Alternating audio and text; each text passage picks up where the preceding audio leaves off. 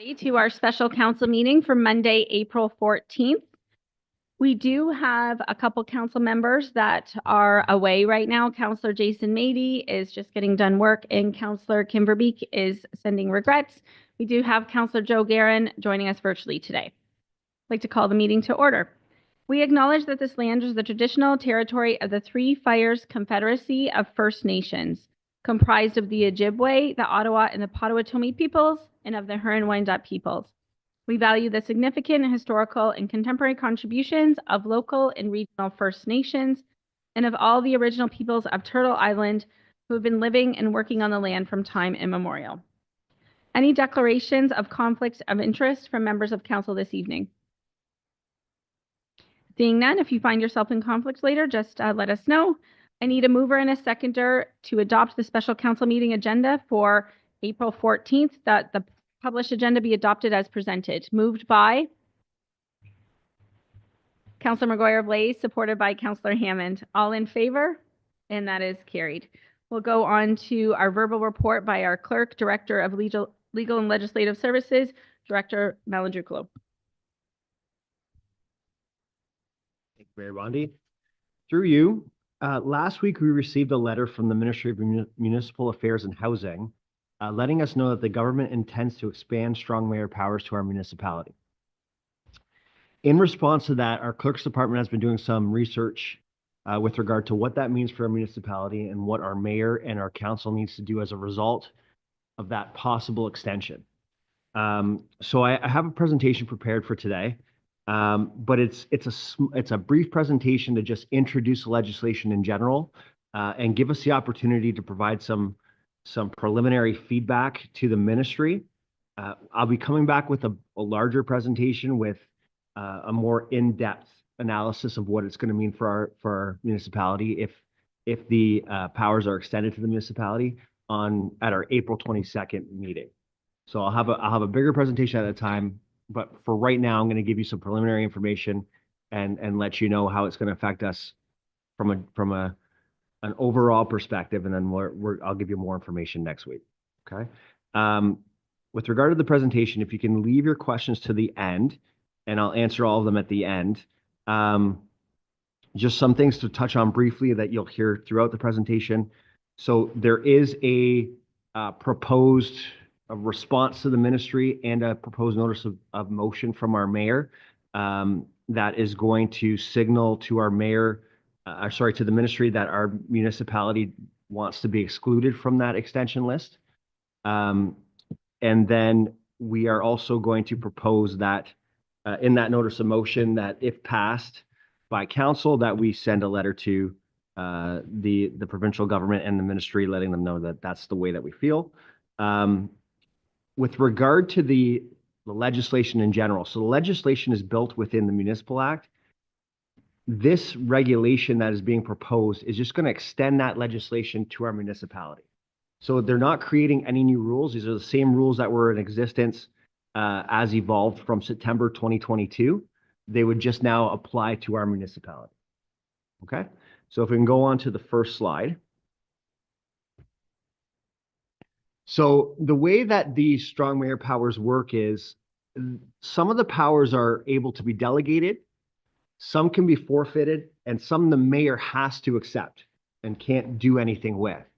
If the mayor chooses to delegate and forfeit the powers that she can delegate and forfeit, it acts as a bit of a rejection to accept those powers, but there are some that she just can't reject.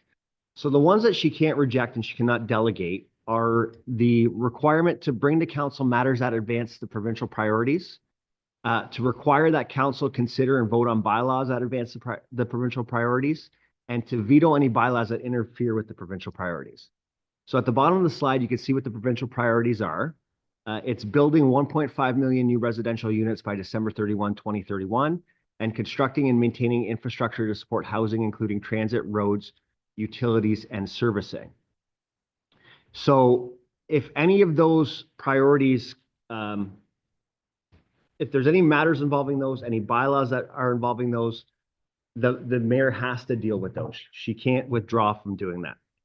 What the mayor can delegate are the powers to appoint and dismiss a CAO, hire and dismiss division heads with some exceptions, determine the organizational structure of the town, establish prescribed committees and assign their functions, and appoint chairs and vice chairs of those prescribed committees. So the prescribed committees are fully council committees. So the mayor has some power with regard to those committees unless she delegates those. The mayor can forfeit the duty to prepare a budget and duties around that budget. So the strong mayor powers provide the mayor with the ability to introduce a budget and to deal with it. She can forfeit those duties.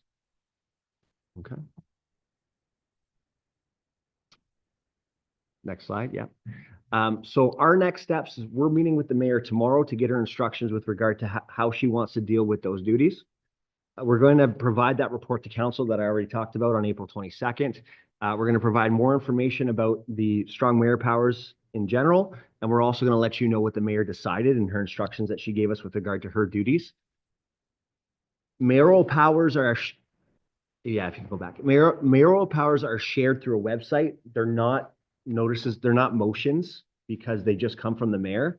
So we're creating a draft website right now that we can implement if the powers are extended to the mayor. And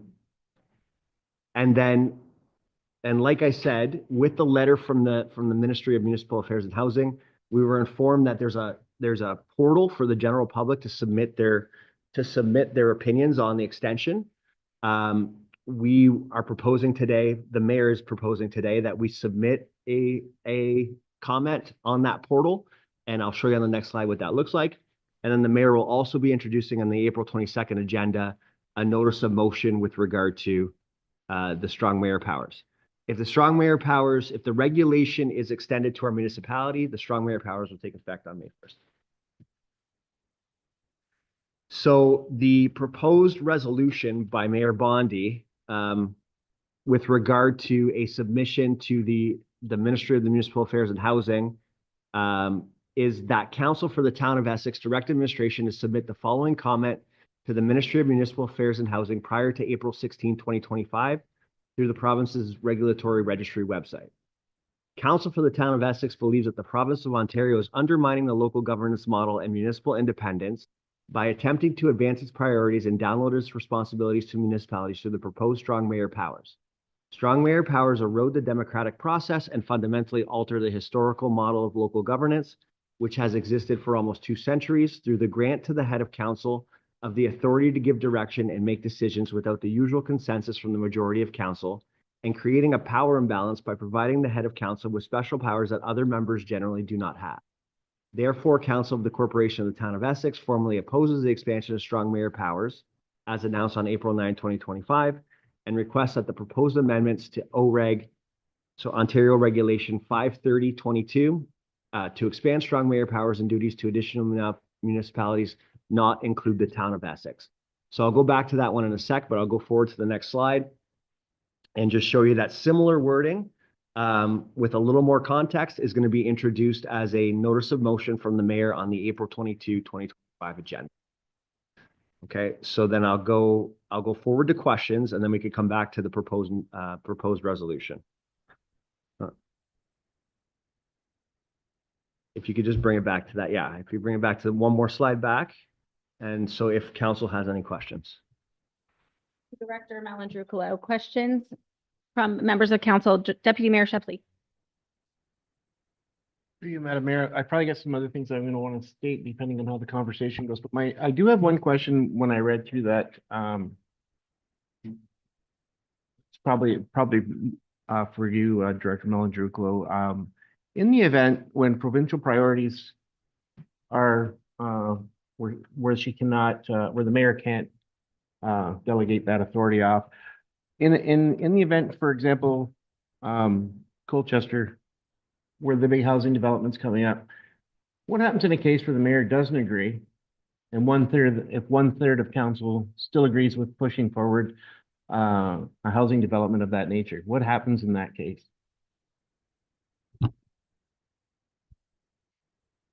If we could please bring the slide back up to the I think it's 2 slides back. So so what happens is, so the way this works, I don't know if for sure that the situation that you're proposing is actually what could happen. So what the mayor would have to do is if she thinks that there's a bylaw that can advance the provincial priorities, so advance the building, she can bring it to council. And then a 1/3 pass would allow it to pass. So if that's where you're going with that. So traditionally it would be a majority vote would allow for that development. Now a 1/3 vote can allow for that development. In the event that that happens, if the mayor doesn't agree with it, but 1/3 of council does, would that motion still carry in that case? So if the mayor thinks that it interferes with the priorities, she can veto it. She can't stop it from happening unless she thinks it interferes with the priorities of the province, which is building 1.5 new residential units. So I don't think that these powers are relevant to your fact scenario, because I think what you're trying to say is does she have absolute power over the development? She doesn't. No, my question is if it's because it says priorities passed by a 1/3 vote. So in the event a bylaw or something comes to council that's the provincial priorities are part of it, and say the mayor doesn't agree, but 1/3 of council does, then does it go through? I'm just trying to understand because it doesn't say 1/3 with the mayor. It just says 1/3. So I'm trying to understand that portion of it. Does that make sense now? I think I know what you're saying, but my answer is still kind of the same. So the mayor, it's not 1/3 with the mayor, it's 1/3 in general. The mayor doesn't have to vote in favor of it, but she can veto it if she thinks it interferes with the priorities. And my next question is, in the event that the mayor vetoes it, if she believes it interferes with the provincial priorities and it doesn't, and we feel that it does, like what's the process there to appeal? So through the chair, the veto with the explanation would go on her website and we would comply with the mayor's veto. Let's just run this scenario. If I am opposed to intense development in Colchester, can it still pass if 1/3 of council supports it? That's the question. Sorry, through the chair, as long as it doesn't interfere with the priorities, which based on that fact scenario, it doesn't interfere with the priorities because the priorities is to build more residences, then you cannot veto it and council would allow it to be passed. But that's confusing. Councillor McGuire, please. Thanks, through the chair. When I was reading this, I read it as, this is just a scenario that we're going through. We're going to use the Colchester development because it's a hot topic. So 2/3 of council want the development to happen and we vote for it and it goes through. If the mayor has 1/3 of the council to say no, can she say no to the development? Or does her power can she only say yes to the development? So she can't say no to development. She can only say yes to the development. She can only say no to the development if it doesn't comply with the priorities. So the priorities are to build 1.5 million new residential units and to construct and maintain infrastructure to support housing, including transit, roads, utilities, and servicing. So she has to bring all of those proposals to council anytime something like that happens. So if somebody wants to create a development and they bring it to the mayor. So if it comes through our development services department, we bring it to the mayor and say, here's a new development that's being proposed. The mayor has to bring it to council. Traditionally, a majority of council would have to pass that resolution. Now only 1/3 of council is required to pass that resolution. If the mayor then thinks, so if council passes a resolution, the mayor then thinks that it interferes with the priorities, she can veto it.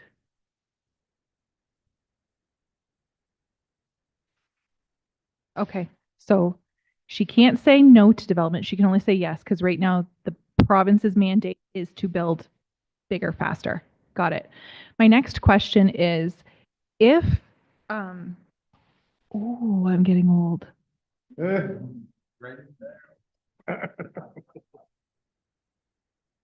Yeah, come back to me, please. Sorry.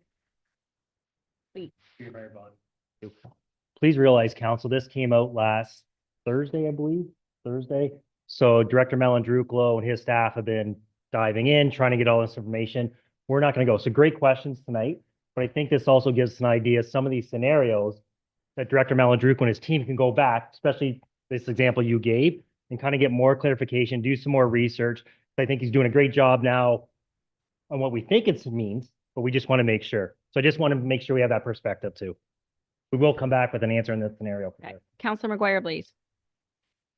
Thank you. Sorry for the brain fog there. And I even wrote my question down. So the decision that you would make would be reported via a website. Would the mayor be obligated to let council know before it goes to the website, or would it just go straight to a website and that council would find out as the public is finding out on this website? As far as I understand, there's no duty to inform council prior to posting on the website. What I've seen at other municipalities is it just comes through the website. But most of the examples that I'm looking at are municipalities where they aren't practicing most of the powers. So I haven't looked at ones that are practicing the powers to see if they're doing anything. But the ones that aren't practicing the powers, all of their decisions are going to the website and they're being disseminated to everyone, including council, at the same time. Thank you. So further through that, in the powers that can be delegated, appoint and dismiss CAO, hire and dismiss heads of our administration, can that be appointed to anybody? And again, does the mayor have to let council know, or does that just go on the website and council finds out as people are being fired? That's something that I'd want to bring back next week and not give you a firm answer on right now. What I've seen, I've been focusing on ones where, because I've only had a few days to look at this, been focusing on municipalities that have not accepted that power, and through their website, they've delegated that to the bodies that would have normally dealt with this before the powers affected their municipality.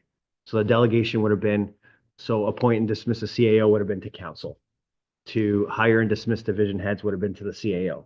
So it would have been exactly the same way. They would just delegate it in exactly the same way. And they provided that information through the website. Through the chair. So our mayor can delegate the powers. The mayor cannot come back and say, you know what, I changed my mind. Council doesn't have an opportunity to dismiss CAO. I'm going to take that over. And Doug, you're gone.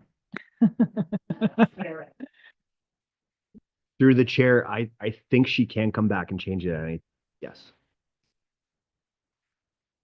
So in regards to the ones that cannot be delegated, if something was coming forward, if a developer wanted to bring a zoning bylaw to council for 10 stories in Colchester, 1/3 vote could pass that, even if I'm opposed. Because that is, I think, that is to me not strong mayor. That is not democratic at all. So that's what I want clarification on. Through the chair, I'll provide clarification for Tuesday's meeting, but as far as I understand it, yes, that's exactly how it works, because the whole point of this legislation is to encourage development. So it's requiring you to bring that bylaw, and a 1/3 pass will allow it, even if you're in opposition to it. That's my understanding, right? Thank you, Mayor Bonnie. Let me ask just to that question, I guess, for our director to more research. So in that scenario, normally administration will bring these bylaws or that forward. How this reads, if our director of development services bring it forward, is it still a regular process majority, or does it have to be the mayor that brings a bylaw forward?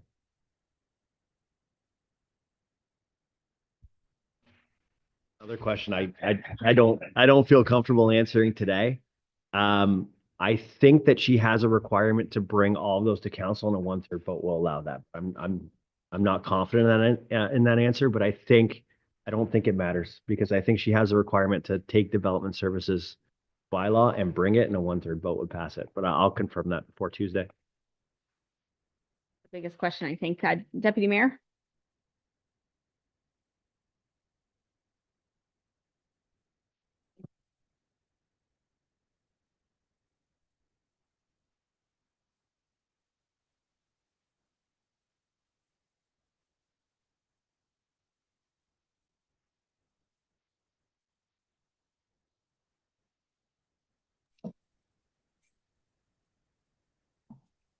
Are you calling upon me?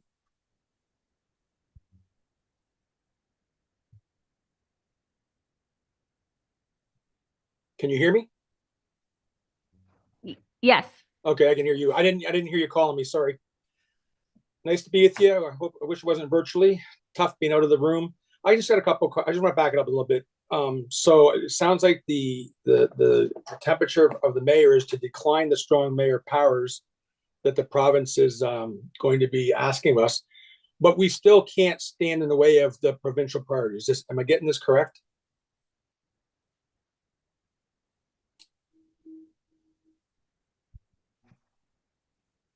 Through the chair, yes, that's the way I understand it. So all of the three matters on the left that can't be delegated, that advance the provincial priorities cannot, we can't withdraw from Right. those. We have to abide by them. Okay, and does our mayor have the ability to decline this, or does it just mean that she's not in favor of it and it's still going to be everything's going to be opposed on us, and she will still, even if she declines the powers, will always have the powers, the ability to exercise all the powers? The chair, yes, I understand them to be discretionary, that she could choose at any time to receive those powers if she wants to, yes. Okay, so at the end of the day, we're going to put our best foot forward and let the province know where we stand. But at the end of the day, these powers are going to be upon us, and our mayor is going to be able to pick and choose throughout her term of council as our mayor, whether she wants to exercise them or not. Correct? Through the chair, yes, that's how I understand it. Thank you. Else? So tonight we're working on submitting our feedback to the. Okay, Deputy Mayor. I had a couple comments on the whole thing. I think it's, this opens the door, and I've said it in my, I talked on the radio too, and I know you have yourself. I think this opens the door for corruption. I think it erodes democracy 100%. And no duty to let council know when they're being used. It's just this. I don't like this, not one bit. I don't like the fact that 1/3 of council could jam a housing development down a community's throat without any say. This is not good. And I'm glad our mayor's coming out against it. And we only have our word, and she's given us our word. She's not going to use it. So I appreciate that she's done that, and I would hope that anybody that's running for mayor would do the same, just for those reasons alone.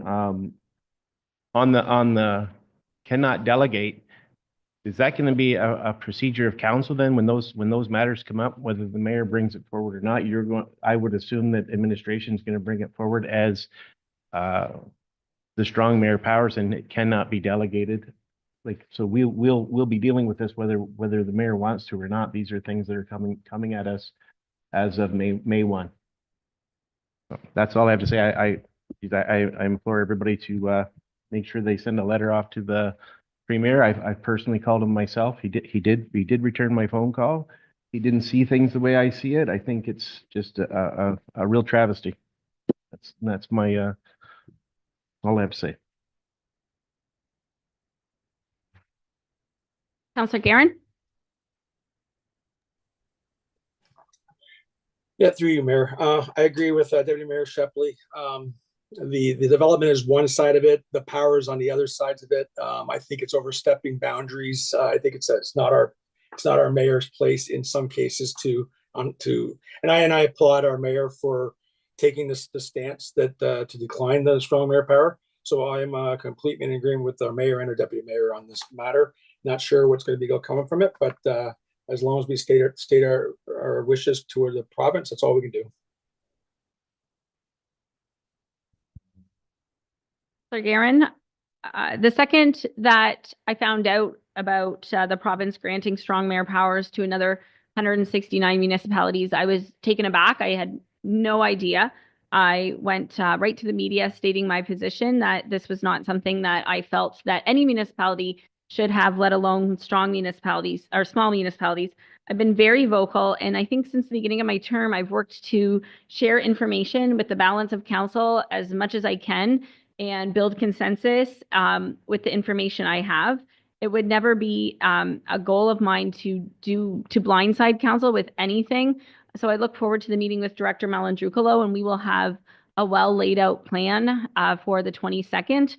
The deputy mayor and I are also trying to understand what we can do at the county level, because there is this is democracy. This isn't just the town of Essex. This isn't just different towns. This is, in my opinion, the erosion of democracy on a grand scale. And eventually this will become the norm if we allow it. So I want to make sure that we are very vocal about it. I do have a message from Kimber Beek as well, although she sends her regrets. She is very opposed to strong mayor powers, as this is an assault on the democratic process of municipal government. So I feel the same. And I look forward to working with the balance of this council for the rest of our terms here, however many we are here together, term or terms. Director Malandrucolo, what are we, can you walk us through the rest of today? Chair, if we can go 2 slides forward. We're going to ask council to consider this proposed resolution, and this resolution will allow the clerk's department to provide this correspondence to the ministry through their regulatory registry website portal. And it could be done as early as tonight, so that those comments are provided to the ministry prior to their April 16 deadline for comments. Malandrucolo, I would like to move this motion, Deputy Mayor.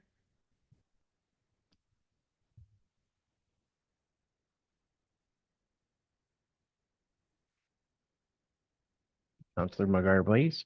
Any questions? Oh, can you hear me now, Joe? Okay. Any questions? Seeing none? All in favor? And that carries. Back to you, Mayor Bonner.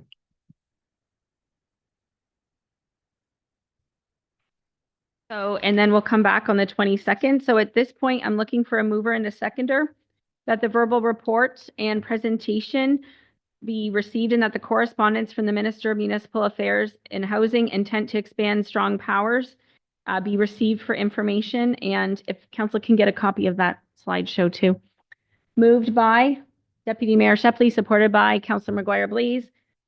Any further questions or comments? Seeing none, all in favor? And that is carried unanimously. And at this point, I'll look for a motion to adjourn. Moved by Councillor Guerin, supported by Councillor Hammond. Any questions? All in favor? And that is carried unanimously as well. See you at our next